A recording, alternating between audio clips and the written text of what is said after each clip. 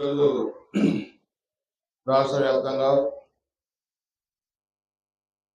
13,326 గ్రామ పంచాయతీల్లో ఈ మహాత్మా గాంధీ జాతీయ గ్రామీణ ఉపాధి హామీ పథకం గ్రామ సభల్ని మనం నిర్వహించుకుంటున్నాం. మన నియోజకవర్గంలో మాచవరం మండలం పెళ్ళిట్ల గ్రామంలో ఈరోజు మన సభలో పాల్గొన్న గౌరవనీయులు సర్పంచ్ గారు శివపార్వతి సాంబశివరావు గారు, అదేవిధంగా అధికారులు డిపిఓ గారు రమణయ్య గారు,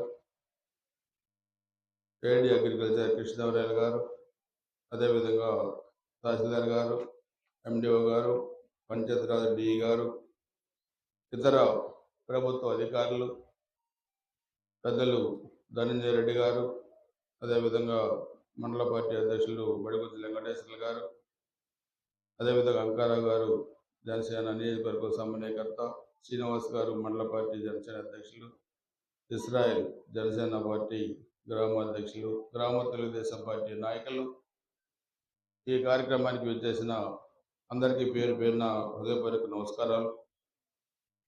ఇది ఒక మంచి కార్యక్రమం. గ్రామీణ వ్యవస్థ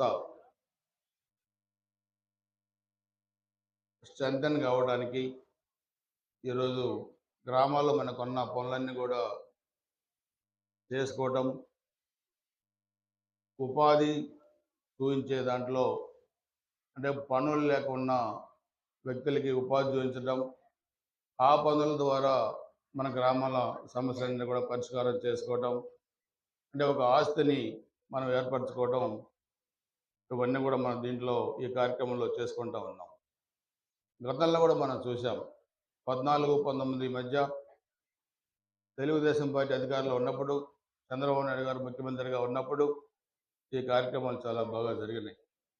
గత 5 సంవత్సరాలు మనం చూస్తే గ్రామీణ వ్యవస్థ అంతా కూడా నిర్వీర్యం అయిపోయింది. కొత్త సిస్టమ్ తీసుకొచ్చారు. గ్రామాల్లో సర్పంచుల వ్యవస్థను నిర్వీర్యం చేశారు.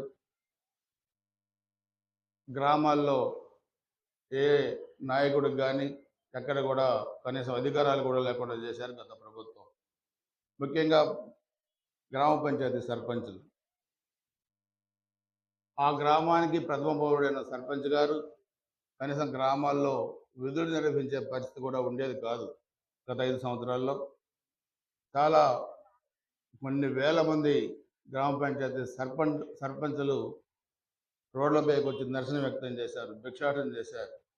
వాళ్ళకి కేటాయించిన నిధులు కూడా దారి మళ్లించి ఆ వ్యవస్థలన్నీ కూడా నిర్వీర్యం చేసింది గత ప్రభుత్వం. సో ఈరోజు ఎన్డీఏ కూటమి అధికారంలోకి వచ్చిన తర్వాత గౌరవ ముఖ్యమంత్రి నారా చంద్రబాబు నాయుడు గారు, అదేవిధంగా ఉప ముఖ్యమంత్రి పవన్ కళ్యాణ్ గారు, భారతీయ జనతా పార్టీ అందరూ కూడా కలిసి ఈ కార్యక్రమాన్ని ఒకే రోజు రాష్ట్రం మొత్తం కూడా నిర్వహించి ఒక చరిత్ర సృష్టించారంటే అది పేద ప్రజల పట్ల గ్రామ వ్యవస్థలని గత ప్రభుత్వం నిర్వీర్యం చేశారు. ఈ ప్రభుత్వం దాన్ని స్ట్రెంథన్ బలోపేతం చేయడానికి తీసుకున్న చర్యల్లో భాగంగా ఈరోజు రాష్ట్రం మొత్తం కూడా ఒకేసారి గ్రామ సభ నిర్వహించడం అని చెప్పి కూడా మీకు తెలియజేస్తూ ఉన్నాను. దీని ప్రధాన ఉద్దేశం ఈరోజు మనం దీని ద్వారా ఎన్ని పనులు చేయించుకోవచ్చో మనకి అధికారులు కూడా చెప్పారు, మీకు కూడా తెలుసు. దీంట్లో రైతాంగానికి కావాల్సిన అన్ని పనులు కూడా దీంట్లో మనం చేసుకోవచ్చు.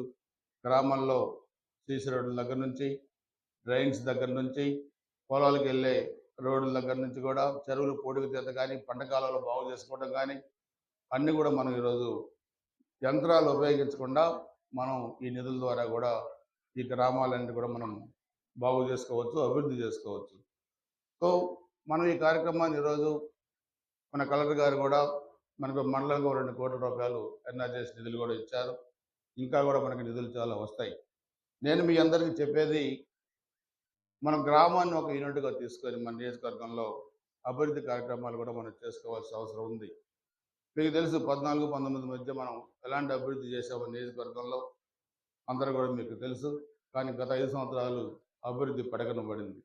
సో ఈరోజు మళ్ళా 2.5 నెలలు అయింది మన ప్రభుత్వం వచ్చి. రాబోయే 5 సంవత్సరాలు మన నియోజకవర్గ అభివృద్ధికి ఒక ప్రణాళికలు కూడా రూపొందించబోతా ఉన్నాం.